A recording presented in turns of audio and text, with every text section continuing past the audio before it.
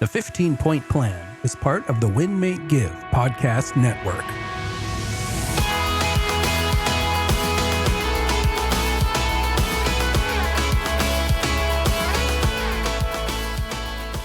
Welcome to the 15-Point Plan podcast. My name is Chad Himes, surviving that tongue twister of an introduction, and I'm sitting across the table from the charismatic Jillene Snell. Say hello to everybody, Jillene. Hello, I love that introduction. Thanks. Well, I do my best. Today, we are continuing along the 15-Point Plan. We have talked about a few of the topics. We've got more topics to come. We are the first time through giving you that overview, right? We're not diving too deep into each of these topics. We just want to make sure we're giving you an overview, how you earn that check mark on the 15-Point Plan to help your energy level move up. And then we're going to come back around and we're going to go deep into each of these categories. What are we talking about today, Jillene? We're going to go into the dreamland of sleep. I like it. All right. So we're going to talk about sleep. It is that important. I would actually say, Jillene, looking at the 15-Point Plan, if I had to pick one and put them in order, which one was most important and which one was next important, they'd all be very important. Sleep's number one. You know, it's interesting. Athletic coaches would agree with you. The ones that are coaching like NFL teams and NBA, they say the exact same thing, is that sleep is the number one. But I think all of us forget how important it is. Yeah, we focus on our nutrition, which we'll talk about in the next episode, our diet, however you want to say it. We focus on exercise. We focus on the other things we're going to talk about, which are all great things to bring us energy. Yet if we don't have our sleep, we're nothing. We're a walking zombie through a day. Tell me more about that. All right. So here's a silly question, Jillene. What is sleep? Right? I think everybody should have a general understanding. What I want everyone to know about sleep is that there are levels to sleep.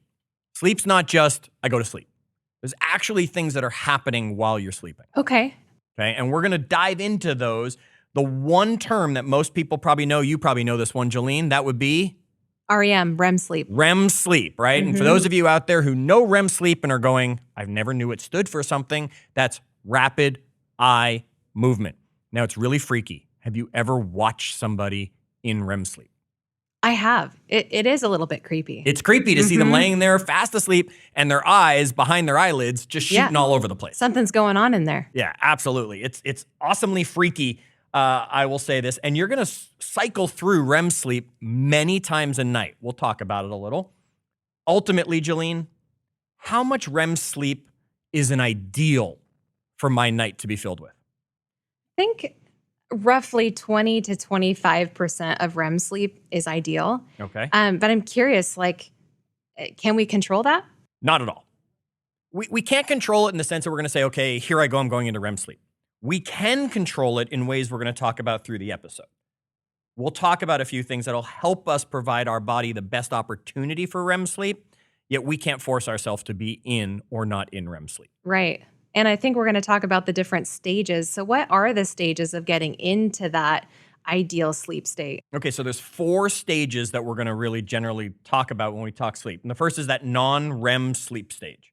Okay, it's going to be 75% of your sleep. So most of your sleep is non-REM. That's when your body begins to slow. Your muscles will release with twitching. You ever had that happen? Where you're just laying there and you're almost asleep and you just feel your arms shoot out or something like that? Yeah, you punch the person next to you accidentally in bed. Very accidental. Your partner. Right. Because you're not just randomly sleeping in bed with strange people. Right? Just making sure. Okay. Now, is that considered the twilight zone in this stage of sleep? I guess that would be a good term for it. Okay. Yeah. And what it is it's your body starting to relax. Your brain waves are starting to slow. Your muscles are starting to release from things that have been happening through the day. So that's why you'll feel that twitch that comes along. Now we'll move into non-REM stage 2, where now our temperature even starts to drop. What'll happen is our body temperature will start to cool itself as we start sleeping. Okay. After that, we go into what's called deep sleep, Jillene, also known as slow wave sleep. Yes. And then some really cool people call it delta sleep. Okay, so there's some terms for it. There are terms you might have heard for deep sleep. This is actually when your heartbeat's going to be as slow as possible through the night. And why do you think that's important? Why does your body, this is an automatic function of our body, right? Yes. It's a biological function. It's automatic. It's not anything we control, Nope. but there's a reason for it. Deep sleep is when your body repairs itself. Yeah.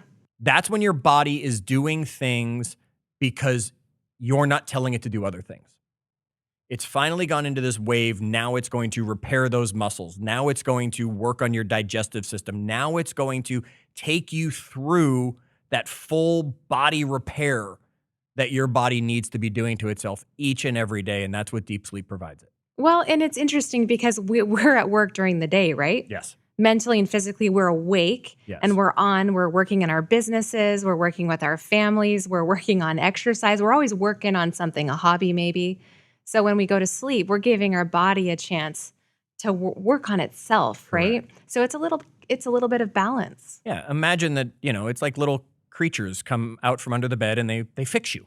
And if you're not in deep sleep, then, they don't want to be caught. So they're not going to show up. So we need to get to that deep sleep. Okay. This is when it's really hard to wake up. Like, have you ever tried to wake up your partner, your child, someone like that who's sleeping, and it's taking you forever to wake them up? They're in a deep sleep probably at that moment. And we'll just say, oh, they must have been in a deep sleep. But it's truly a stage of sleeping. And maybe on a future episode, I'll share the story about my daughter when she was 6 or 8 weeks old in deep sleep. It's highly embarrassing, and we'll get to it at some point. We should. Okay. And then the fourth stage as we go through them is that REM sleep, that rapid eye movement. Our heart rate actually increases again. Our body actually puts itself into a state of paralysis. That's why you don't have to worry when you're dreaming, because your body actually isn't doing the things, right? Your brain is actually thinking it's doing it, but your body puts itself into a state of paralysis so that your arms aren't going everywhere and your legs aren't going everywhere while you're sleeping. When I saw this in the research, it made me think I fall into these dreams sometimes where I feel like I'm stuck and I can't move. Mm-hmm. And yeah, I should be.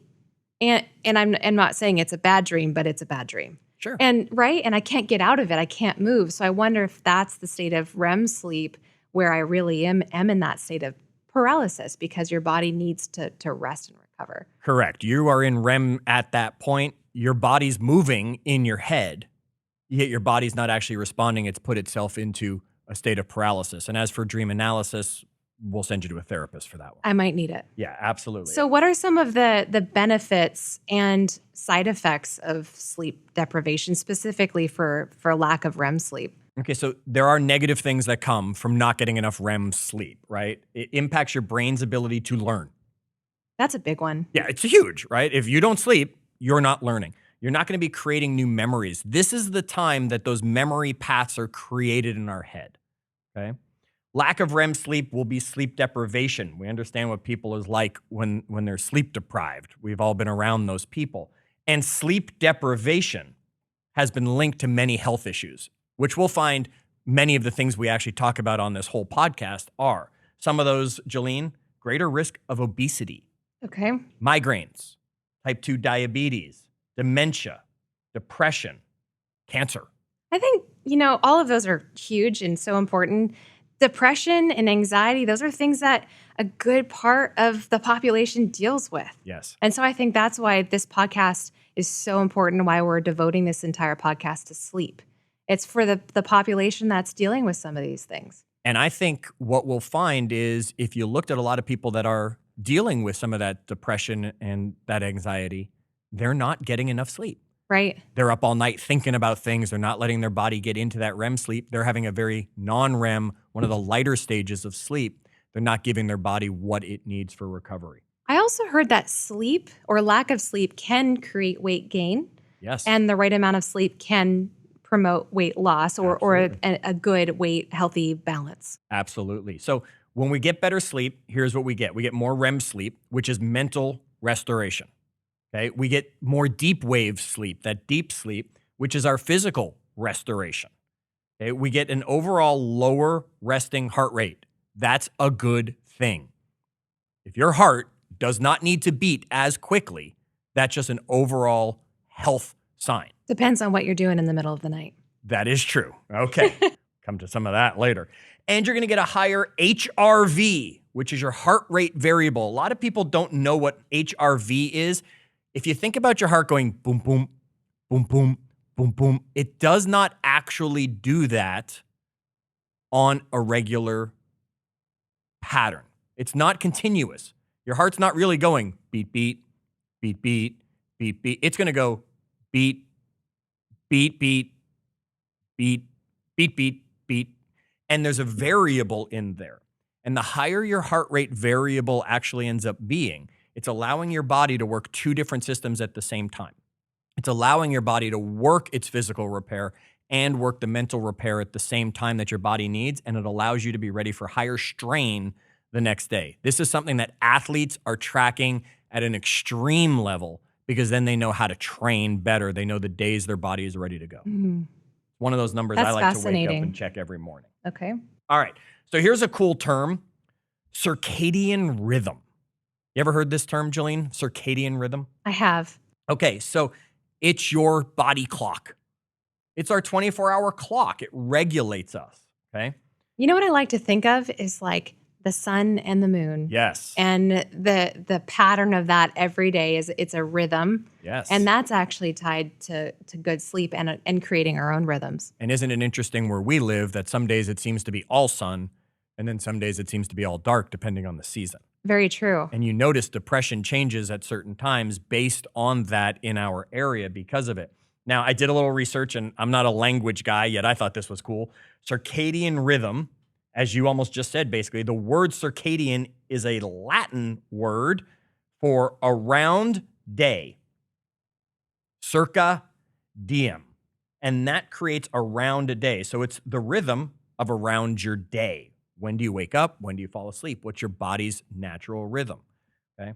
Are you a morning person, Jillene, or are you a night owl? Oh, Chad, I'd like to say I'm a morning person, but I know I don't match your wake up time. Well, that's okay. You're still a morning person to you. Love mornings. Okay. Yep, I'm a morning person. Okay. And I want people to understand you can be a morning person and not like mornings. You can wake up in the morning and you don't have to like it to still be a morning person if you're one that gets up early. Sure. Okay. When do you have the most energy? Is that in the morning? Is that at the end of the day? This is part of your circadian rhythm that comes to you, okay?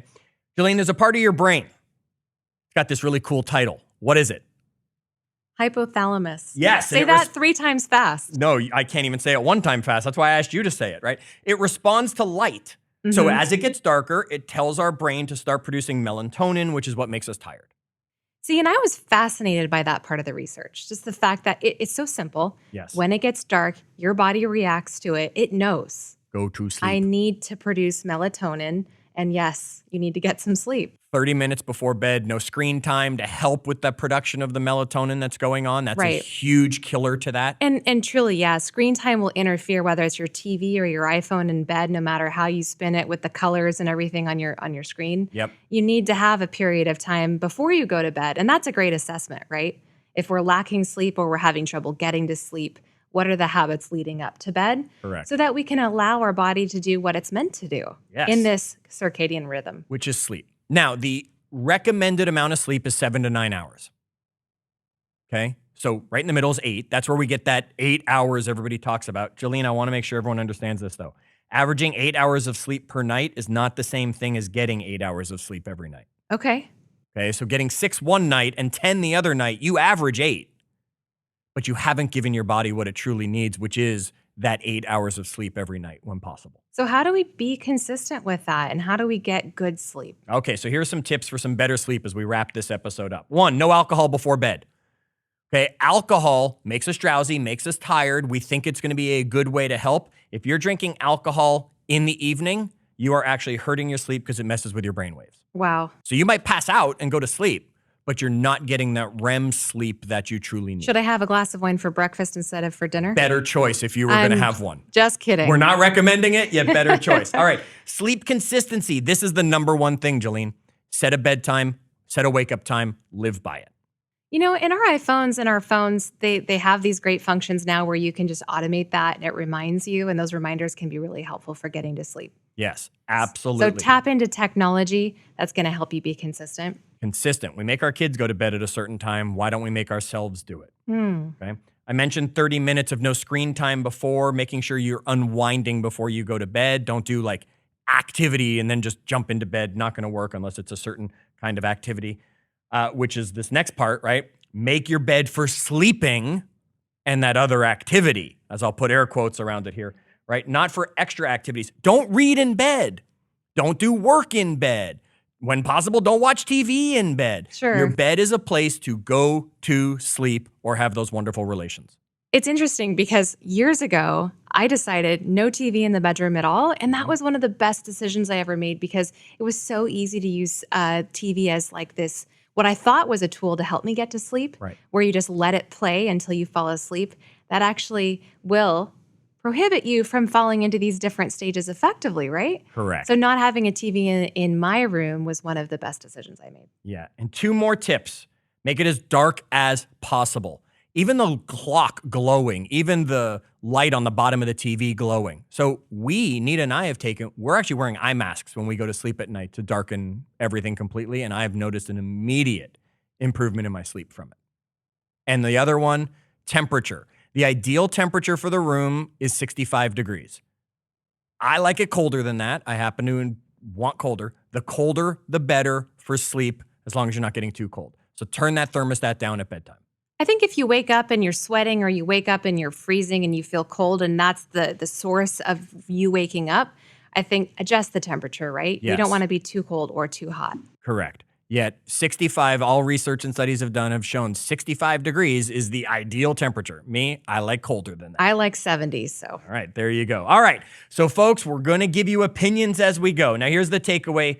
To help you, we want you to create a consistent sleep routine, right? Go set yourself a bedtime and a wake-up time. We're going to talk a lot more about that on future episodes, yet we're going to challenge you to set a bedtime and live by it 7 days a week, even though you want to stay up late on the weekends. And to earn that little check on the 15-point plan, can you get 7 to 9 hours of sleep every night to be able to earn that check mark? Hey, we hope this episode ups your energy and takes you and your sleep to the next level. The opinions expressed on this podcast are those of the hosts and guests. Consult your doctor before starting any diet or exercise program.